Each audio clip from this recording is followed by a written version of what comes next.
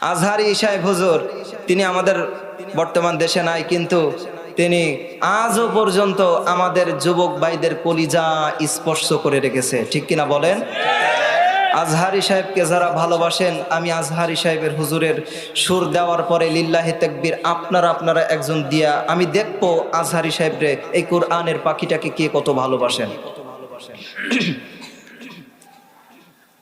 ও যুবক ভাইরা শোনো শোনো, আজ ধরো আমি বাংলাদেশে নাই, আমি এ দেশ থেকে চলে গিয়েছি, কিন্তু তোমাদের ভালোবাসা আমাকে কাঁদায়, তোমাদের ভালোবাসা আমার 24টা ঘন্টা কাঁদায়।